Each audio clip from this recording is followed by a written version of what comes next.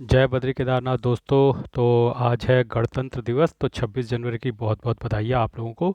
तो दोस्तों चलिए, वीकेंड आ चुका है और कुछ दो बेहतरीन फंडों को कंपेयर करने का समय आ चुका है। तो दो ऐसे बेहतरीन फंड जो दोनों ही मेरे पोर्टफोलियो में हैं, Kotak emerging equity fund direct growth और Invesco India mid cap fund direct growth, ये दोनों ही मिड कैप कैटेगरी के फंड हैं और दोनों ही बेहतरीन फंड हैं, दोनों ही मेरे पोर्टफोलियो में हैं। और काफ़ी अच्छी रैंकिंग और काफ़ी अच्छी रिटर्न इन दोनों के रहते हैं साल दर साल। तो चलिए आइए कंपेयर करते हैं कि कौन सा है इनमें बेहतर। हालांकि दोनों ही मेरे पोर्टफोलियो में तो मेरे लिए तो विन विन सिचुएशन है, चाहे कोटक जीते या इन्वेस्को जीते। लेकिन देखते हैं क्या होता है आज। तो हरी वाली लाइन जो दिख रही है ये है कोटक की, और जो लाइट जामनी है वो है इन्वेस्को की। आप देख सकते हैं कि एक साल के पीरियड में आप देख सकते हैं कि बहुत क्लोज और बहुत ही टाइट और बहुत ही टफ कंपटीशन रहा है दोनों में।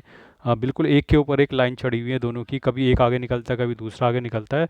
जब इस तरीके का ग्राफ बनता है तो उससे पता चलता है कि कंपटीशन बहुत टफ है दोनों में, और एकदम टाइट कंपटीशन है, और कोई भी क्लियर कट विनर नज़र नहीं आ रहा है एक साल के पिक्चर में। हालांकि पहले आपको वो ऊपर जरूर दिखेगा कोटक, लेकिन बाद में आपको इन्वेस्को ऊपर नज़र आएगा। लेकिन ओवरऑल कंपटीशन जो है बहुत टाइट है एक साल के चार्ट ग्राफ में। 3 साल का अगर चार्ट देखते हो तो देखिए कंपटीशन फिर बहुत टफ है। फिर कहना बहुत मुश्किल है कि कौन सा अच्छे रिटर्न दे रहा है कौन सा ख़राब रिटर्न दे रहा है। तो अभी तक मैंने जितने भी म्यूचुअल फंड्स का कंपैरिजन किया है उसमें आई थिंक कोटक और इन्वेस्को का जो टक्कर हो रही है बहुत स्टीप और बहुत ही टफ है, बहुत ही क्लोज है, नेक टू नेक फाइट चल रही है। थोड़े समय के लिए कोटक आगे रहता है, फिर थोड़े समय के लिए इन्वेस्को आगे निकल जाता है। इसी तरह 5 साल के पीरियड में देखते हैं फिर अगेन बहुत टफ है। बस एक आखिरी के कुछ साल में थोड़ा सा एक एज इन्वेस्को का रहा है, ऊपर निकला है, लेकिन बाद में वो नीचे भी आ गया है तेज़ी से। और ओवर द ईयर पहले देखा जाएगा तो कोटक थोड़ा ऊपर रहा है बीच के सालों में। लेकिन कंपटीशन बहुत टफ है। ईयर दर ईयर इन्होंने कितना रिटर्न दिया वो आगे पता चलेगा। ये तो सिंपल एक ग्राफ था जो दिखाने के लिए था। और बात करते हैं कि फंड डिटेल्स की, दोनों बहुत ही वेरी हाई रिस्क के फंड हैं, दोनों ही मिड कैप कैटेगरी के फंड हैं और दोनों ही इक्विटी में इन्वेस्ट करते हैं। दोनों की ही रेटिंग 4 है, यानी 4 रेटिंग है, मतलब अच्छी रेटिंग कहलाई जाएगी, क्योंकि रेटिंग जो है 5 में से दी जाती है। और जनरली जो 5 स्टार रेटेड फंड होते हैं उनका ये माना जाता है कि वो कम रिस्क लेके आपको ज़्यादा रिटर्न देते हैं। तो अगर 4 स्टार रेटिंग भी है तो इसका मतलब रिस्क इसमें भी उतना नहीं है। हाँ, जिन फंड्स की रेटिंग कम होती है और उनके रिटर्न भले ही ज़्यादा हों, लेकिन कहीं ना कहीं रेटिंग ये दर्शाती है कि वो ज़्यादा रिस्क लेकर आपको ज़्यादा रिटर्न दे रहे हैं। उसी तरीके से मिनिमम एसआईपी अमाउंट कोटक में अगर आपको करनी है तो महीने की आपको 100 रुपये से करनी कर सकते हैं, और इन्वेस्ट को जो है 500 रुपये मांगता है मिनिमम। और एक्सपेंस रेशियो की बात करें तो कोटक सस्ता है इन कंपैरिजन टू इन्वेस्ट को, और काफ़ी सस्ता है। 0.40% कोटक लेता है और 0.59% इन्वेस्ट को इंडिया लेता है। यानी कि यहाँ पर लगभग अगर देखा जाए तो 1/3 की कमी है लगभग, मतलब एक तिहाई सस्ता है यहाँ पे कोटक। तो एक बहुत बड़ा एडवांटेज है कोटक के पास। हालांकि अगर ये रिटर्न्स में कवर कर देता है, लेकिन रिटर्न्स में हम देख रहे हैं कि इतना ज़्यादा कोई अंतर है नहीं। तो रिटर्न्स काफ़ी क्लोज हैं दोनों ही फंड्स के। तो इस हिसाब से देखा जाए तो काफ़ी क्लोज है रिटर्न्स, और जो एक्सपेंस रेशियोस में काफ़ी अंतर है। अब बात करें एनएवी की, तो करंट एनएवी जो कोटक की चल रही है 141 रुपीज़ की चल रही है, और इन्वेस्को की 185 रुपीज़ की चल रही है। फंड स्टार्टेड दोनों ही 1 जनवरी 2013 को स्टार्ट हुए। तो भैया दोनों ही भाई जुड़वा हैं, एक साथ पैदा हुए हैं और एक जैसे रिटर्न देते हैं।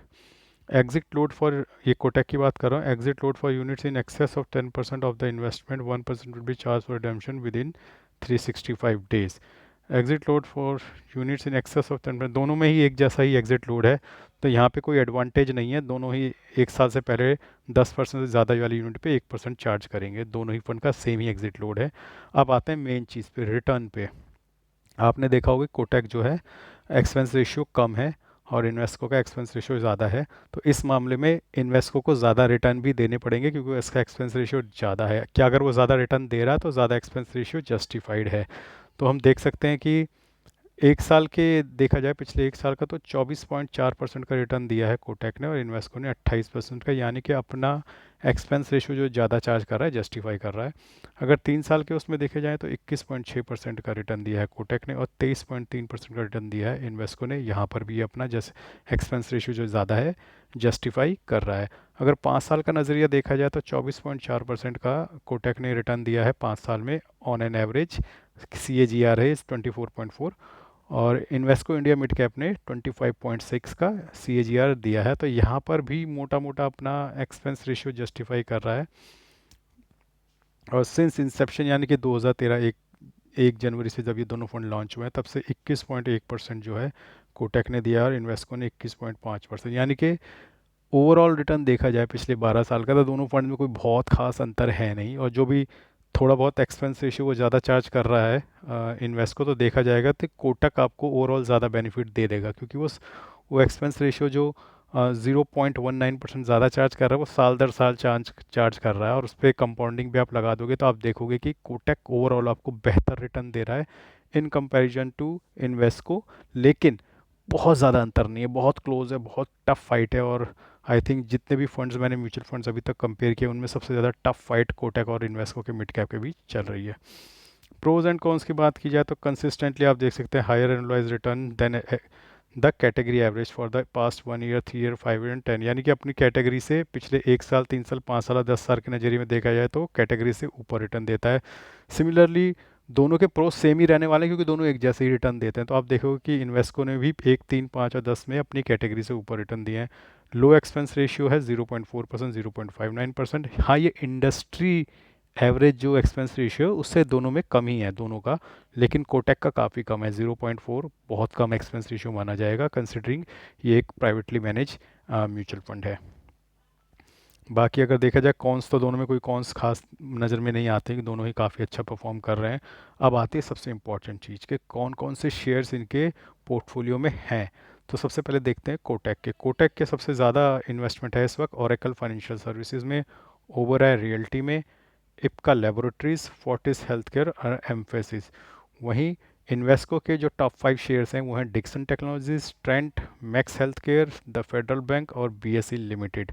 तो देखिए दोनों ही कंपनियों, दोनों ही म्यूचुअल फंड्स में स्टॉक्स तो अच्छे हैं मिड कैप के, और काफ़ी फ्लक्चुएशन यहाँ पे रहने वाली है क्योंकि ये शेयर्स बहुत उतार चढ़ाव से गुजर रहे हैं इस वक्त। तो मैं ये देख सकता हूँ कि दोनों ही ये फंड भी बहुत ज़्यादा उतार चढ़ाव से गुजर रहे होंगे, लेकिन दोनों के ही पोर्टफोलियो में बिल्कुल अलग शेयर्स हैं।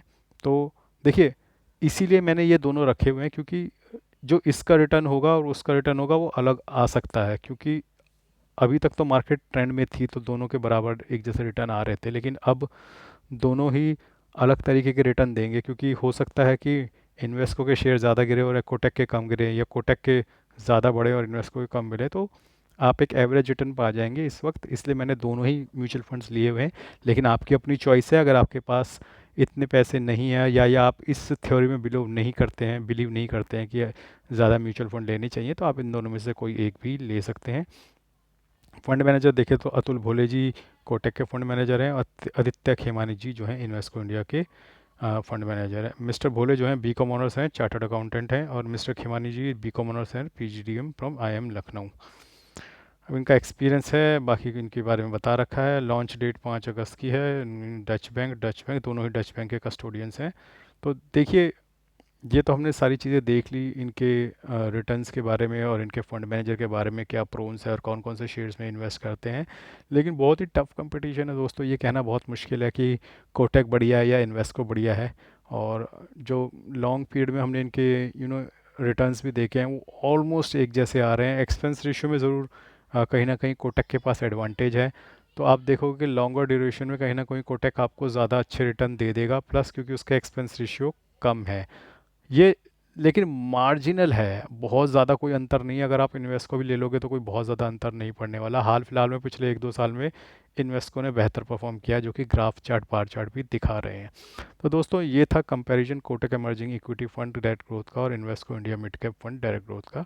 आप कमेंट सेक्शन में बता सकते हैं आप किन दो फंड्स के और कंपैरिजन चाहते हैं। आगे हम उन फंड्स का भी कंपेयर कर देंगे, लेकिन इन दो फंड्स में मेरे को लगता है टाई है, और आप अपनी इच्छा से कोई भी फ़ंड सिलेक्ट कर सकते हैं। दोनों ही फ़ंड बेहतरीन है और over the period of time इन्होंने बहुत अच्छा रिटर्न दिया है। 20% से ऊपर का CAGR एनुअली आपको दे रहे हैं सिंस लास्ट 12 ईयर, पिछले 12 सालों में 20% से ऊपर का CAGR लगातार दो फंड आपको देते आ रहे हैं। मुझे लगता है इससे ज़्यादा इनके बारे में और कुछ कहने की ज़रूरत नहीं है।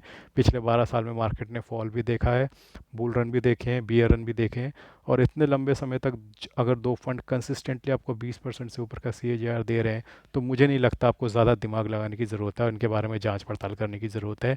बेस्ट फंड है दोनों मार्केट के, आंख बंद करके इन्वेस्ट कीजिए, कोटक इमर्जिंग इक्विटी फंड या फिर Invesco India mid cap fund. आज के लिए बस इतना ही, धन्यवाद, गुड बाय।